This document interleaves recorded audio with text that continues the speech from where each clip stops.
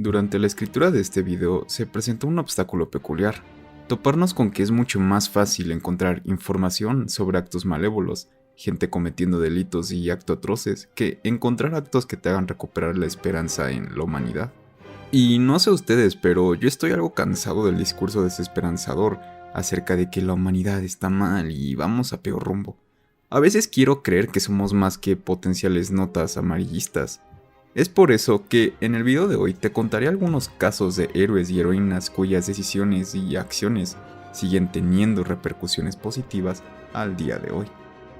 Stanislav Petrov, el hombre que no hizo nada. Era el año de 1983, en plena Guerra Fría, con tecnología armamentística súper desarrollada tanto en Occidente como en Oriente. Estados Unidos había lanzado un misil balístico intercontinental desde una base de Montana que alcanzaría a la Unión Soviética en 20 minutos. Es aquí donde entra Stanislav Petrov, quien era el teniente coronel a cargo de uno de los búnkeres rusos. El protocolo obligaba a Petrov a responder, a ponerse en contacto con sus superiores e informar del ataque para que la Unión Soviética pudiera responder. Este ataque era creíble porque los soviéticos habían derribado hacía poco un avión surcoreano que volaba en espacio aéreo ruso, y la OTAN había respondido con un ejército de militares. Pero Petrov tenía sus dudas. ¿Por qué un solo misil? Lo normal sería que el ataque fuera total, motivo por el que siguió sospechando que se trataba de un error después de que los ordenadores indicaran que había otros 4 misiles volando hacia el país. Informó a sus superiores de que había habido un error en el cálculo de las computadoras, a pesar de que él realmente no tenía pruebas contundentes para hacer tal afirmación. Petrov declaró al respecto: 23 minutos más tarde me di cuenta de que nada había ocurrido. Si hubiera sido un ataque real, ya lo sabría. Fue un verdadero alivio. Y así es como Petrov evitó un potencial conflicto radiactivo, simplemente siguiendo su intuición. Edward Jenner, 530 millones de personas salvadas. Edward Jenner es el creador de la primera vacuna en la historia, la vacuna de la viruela. Una vacuna que, además de ser pionera y antecedente del resto de ellas, ha ayudado a que hoy se cumplan más de 40 años desde que se declaró a la viruela como erradicada, además de salvar directamente a más de 530 millones de personas. De manera muy sintetizada, la historia es la siguiente. Llevó a cabo sus experimentos en 1796, siguiendo la idea que le vino tras oír que las lecheras que habían sufrido la viruela del ganado, una enfermedad más débil, no contrarían la viruela. A pesar del éxito de sus pruebas, nadie se tomó en serio a Jenner, y fue objeto de burlas durante años, hasta que a principios del siglo XIX se confirmó que tenía razón y fue honrada como se merecía. Claire Cameron Patterson, el aire limpio. Además de otros logros científicos como el cálculo de la edad de la Tierra en 4.555 millones de años, Patterson llamó la atención sobre los niveles de plomo procedentes de fuentes industriales en el medio ambiente y en nuestra alimentación, a partir de un primer informe publicado en 1965. Patterson publicó Entornos contaminados y naturales del hombre, en el que alerta sobre el aumento de la concentración de plomo en el medio ambiente y en la cadena alimenticia. Patterson creía firmemente que la causa del aumento de la concentración de plomo se debía al uso del ser humano hacia él, por lo que se convirtió en el más firme opositor de la utilización de este elemento en la elaboración de combustibles, siendo perseguido por ello por las multinacionales que lo trataban y comercializaban. Sus esfuerzos llevaron a quitar el plomo de la gasolina, por ejemplo, y también a que se le criticara y le retiraran los fondos de investigación. Gracias a su trabajo, en 1970 se aprobó la Ley de Aire Limpio en Estados Unidos, país que retiró la gasolina con plomo en 1986. En 1989, la gasolina sin plomo fue retirada en todo el territorio de la Unión Europea. Todos los países fueron eliminando progresivamente el plomo de la gasolina. Gertrude B. Elion, contra la leucemia, la malaria y el SIDA. Gertrude B. Elion ganó el Nobel de Medicina en 1988 por sus descubrimientos de los principios clave sobre el desarrollo y el tratamiento de medicamentos. Frase que suena muy bien, pero que en realidad se queda corta si tenemos en cuenta que sus descubrimientos incluyen el primer tratamiento contra la leucemia, el primer agente inmunopresor usado en el trasplante de órganos, un medicamento contra la gota, otro contra la malaria, uno contra la meningitis y otro contra el herpes. Combinó este trabajo con su doctorado, cuyos cursos seguía por las noches, ya que no tener el título se suponía una desventaja, pero tampoco podía dejar su empleo. Una vez se retiró, sus métodos de investigación permitieron a su equipo el desarrollo del fármaco ACT para el tratamiento del SIDA. Vasily Arkhipov, sangre fría en momentos de tensión. El 27 de octubre de 1962, durante la crisis de los misiles de Cuba, varios destructores de la Armada estadounidense comenzaron a lanzar cargas de profundidad para obligar a un submarino soviético a emerger e identificarse. Si no has escuchado el término cargas de profundidad, básicamente es la más antigua de las armas antisubmarinas. Usualmente es un objeto por lo general cilíndrico que contiene explosivos y un detonador fijado para activarse por presión hidráulica al alcanzar una determinada profundidad. Regresando a la historia. Las cargas produjeron un apagón del sistema y subió la concentración del monóxido de carbono, lo que produjo que algunos marineros se desmayaran. El capitán del submarino Valentín Grigorovich Savitsky dio por hecho que la guerra había comenzado y quiso lanzar un torpedo nuclear. El submarino había sido informado de que las cargas eran de práctica, pero esa información no le llegó. Este torpedo, que apuntaba al portaaviones Randolph, hubiera dado inicio a una guerra nuclear, incluyendo una respuesta prevista del Pentágono para estas situaciones, que hubiera supuesto un lanzamiento de 5.500 cabezas nucleares que apuntaban a 1.000.000 de objetivos. Los 3 oficiales de a bordo tenían autorización para lanzar el torpedo si lo acordaban por unanimidad. Dada la dificultad para establecer comunicaciones con Moscú, solo Arkhipov se opuso y finalmente persuadió al capitán a que emergiera y esperara órdenes de Moscú. La historia se hizo pública en 2002, 40 años después de la crisis. Thomas Blanton, director del Archivo Nacional de Seguridad de Estados Unidos, dijo que la lección que podemos aprender de esto es que un tipo llamado Vasil Arkhipov salvó el mundo, pero Arkhipov lamentablemente murió 4 años antes.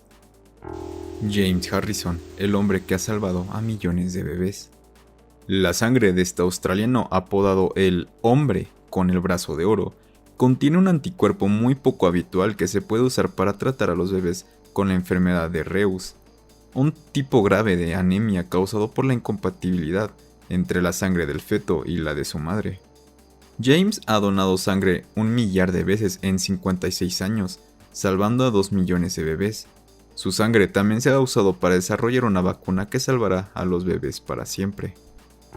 Alekei Ananenko, Valery Bespalov y Boris Baranov, una misión en Chernobyl. 10 días después de la catástrofe de Chernobyl, existía el riesgo a una explosión cientos de veces más destructiva que la explosión inicial, y que hubiera expandido unos altísimos niveles de radiación descontrolada por toda Europa. El sótano bajo el reactor fundido estaba inundado de agua, y si el material del núcleo del reactor perforaba el cemento y se mezclaba con el agua, habría desencadenado una explosión térmica tan grande que habría diseminado material radioactivo por media Europa, matando a millones de personas y dejando inhabitado buena parte del viejo continente. Estos 3 operarios se presentaron voluntarios para bucear por esas aguas, a sabiendas de que los niveles de radiación eran mortales, para buscar y abrir la válvula manual que permitía desalojar el agua del sótano. Su labor fue un rotundo éxito, evitando la que habría sido el mayor desastre de la historia de la humanidad, ya que el material del núcleo pasó finalmente al sótano, que estaba totalmente seco. 2 semanas después, su cuerpo desistió a los efectos de la radiación y no pudieron ver en vida toda la repercusión que su misión tuvo en ese lado del mundo. Alan Turing, descifrando a los nazis. Este matemático, criptógrafo y científico de la computación dirigió la sección naval Enigma durante la Segunda Guerra Mundial, cuyo objetivo era descifrar los códigos nazis, sobre todo los de la máquina Enigma, cosa que logró gracias a su máquina Bombe. En 1942 ya descifraban decenas de miles de mensajes cada minuto. Se calcula que sin este logro la guerra habría durado 2 años más, causando otras 2 millones de muertes. En 1952, en la cumbre de su carrera, Turing fue juzgado y condenado por el gobierno británico debido a su homosexualidad y tuvo que elegir entre ser encarcelado o someterse a la castración química. Eligió la segunda opción. Se le denegó el acceso a las instalaciones de Bletchley Park. La situación lo llevó a una profunda depresión. Finalmente, Alan Turing falleció el 7 de junio de 1954, envenenado al morder una manzana con cianuro en su laboratorio. Los forenses determinaron que fue un suicidio, teoría confirmada recién en 2012 por Jake Copland, historiador y director del archivo Turing de Historia de la Computación. Quizás la historia te suene por la película Código Enigma de 2014, o por ser la historia que motivó a Apple a llevar por logo una manzana mordida con los colores de la bandera gay en sus orígenes. Chiune Sugihara y Raoul Wallenberg, los Schindler menos conocidos. Ambos diplomáticos, el primero japonés y el segundo sueco, son la versión menos conocida de Oskar Schindler, salvando cada uno la vida de miles de judíos durante la Segunda Guerra Mundial. Sugihara servía como vicecónsul del Imperio de Japón en Lituania y ayudó a escapar a más de 6.000 judíos emitiendo visados de tránsito que facilitaba su ida a territorio japonés, poniendo en riesgo tanto su carrera como la vida de su familia. Al finalizar la guerra fue hecho prisionero por los aliados y tras pasar 18 meses en un campo de prisioneros junto con su familia, fueron enviados de vuelta a Japón. Una vez allí, el ministro de Exteriores japonés le obligó a renunciar por sus acciones en Lituania. Wallenberg salvó a decenas de miles de refugiados judíos en Hungría, ocupado tramitando visados de protección y alojándoles en edificios designados como territorio sueco. En 1945 fue capturado en Budapest por el ejército soviético por sospechas de espionaje y posteriormente desapareció. Las circunstancias de su muerte son todo un misterio, pero se especula que pudo fallecer en 1947, preso por la policía secreta soviética en Moscú. Y así termina este corto pero conciso video acerca de algunos héroes y heroínas de los cuales no se habla tanto en la cultura popular. Si bien no han tenido el impacto mediático que han recibido figuras como el Mahatma Gandhi o Martin Luther King, las personas de este video sin duda hicieron aportaciones monumentales a la historia de la humanidad, que de mayor o menor magnitud. Sin ellos, quién sabe cómo sería nuestro presente. Espero que el video te haya hecho recuperar un poco la fe en nuestra especie, y también, ¿por qué no?, inspirarte a seguir los pasos de algunos de los personajes aquí mencionados. Si el video fue de tu agrado, nos ayudarías mucho dándonos un like, porque en verdad nos ayudas mucho. Si nos faltó o sabes cómo complementar la información aquí expuesta, no dudes en comentarlo. Y si este tipo de contenido te gusta, no dudes visitar el canal, pues más videos de este estilo podrás encontrar. Y si estos son de tu agrado, podrías suscribirte para saber cuándo actualicemos con nuevo contenido.